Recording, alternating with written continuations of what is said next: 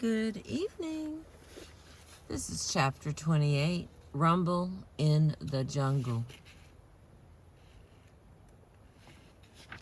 Yeah, I was making sure I wasn't wrong. Africa. Man, I was ready to go. In the middle of my therapy at Tarzana, I was invited to perform in the World Black Festival. This super show sponsored by the president of Zaire, Joseph D. Mobutu. He was the guy who put up $10 million to host the heavyweight fight between Muhammad Ali and George Foreman. This was September 1974, when my friend Mohammed was looking to get his title back. The same time, Don King was coming on strong as his promoter.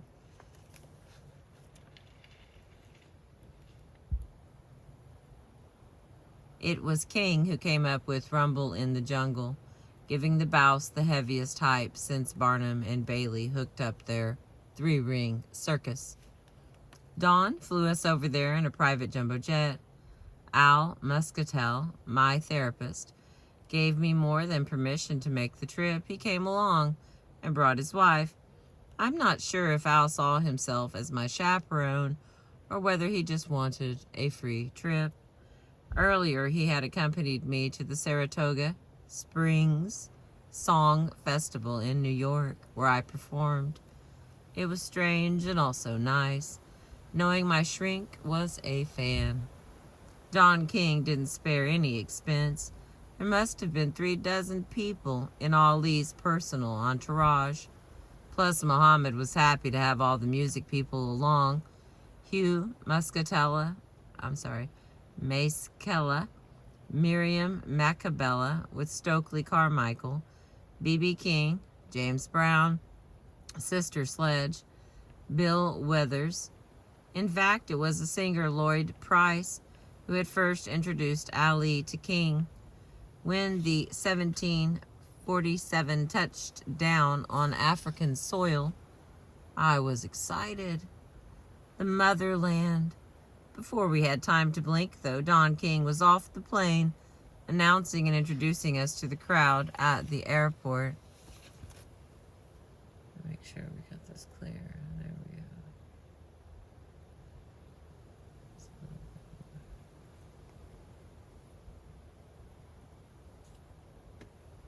we go. Okay.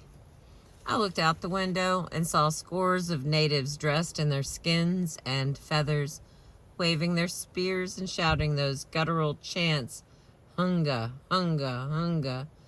"And now, ladies and gentlemen," shouted Don, as if he were the MC at the Apollo, "this is a moment you've been waiting for. The hardest working man in show business, Mr. James Brown." James started down the steps like he was walking on eggshells, scared that the spears were a little too close for comfort. "James Brown, James Brown, James Brown."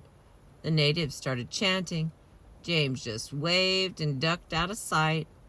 "And now, ladies and gentlemen," Don went on, his electric shock hairdo looking a lot less strange in Kinshasa, Zaire, than Chicago, Illinois, "please meet and greet Miss Etta James."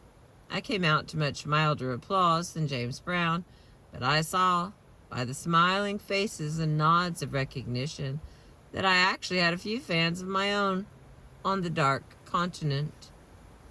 Like every black person, I've thought, dreamt, and wondered about Africa.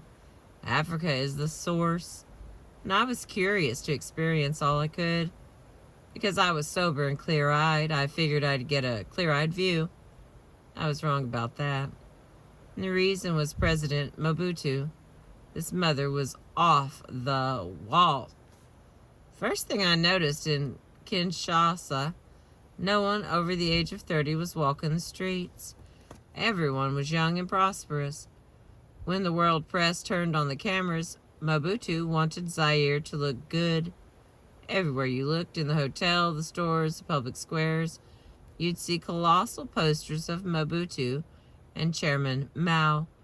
I wanted to get out, mix among the people, and get a feel for my ancestral continent. But you couldn't go anywhere alone. Mobutu's men escorted you to the sites he wanted you to see, which were usually new modern buildings. Water was another problem. You couldn't drink it. The government was selling bottled water for $5 a container while warning you about contaminated vegetables. We were scared of eating anything. The third day after our arrival, they claimed George Foreman accidentally got hit upside the head by his trainer, so the fight was pushed back another month. I didn't believe the story. See, Foreman lived next to me in the hotel with 2 giant German shepherds guarding his door. Every morning I'd see George running, working out, looking fit.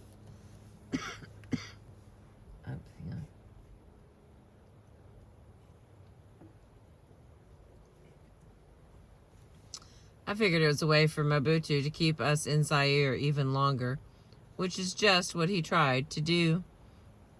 Afraid we'd split, he put us under house arrest. We were never told why.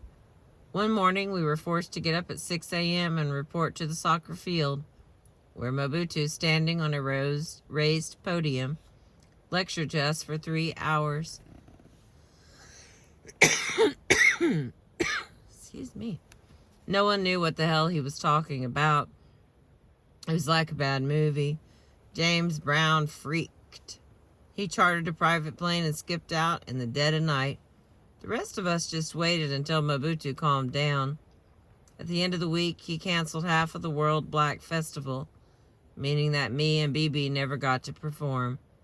I slipped out to see Muhammad, who was living in an African palace on the edge of town. Hey man, I asked, ain't you going crazy here? Excuse me. He said it wasn't that bad because he had all his food and water shipped in by the Muslims.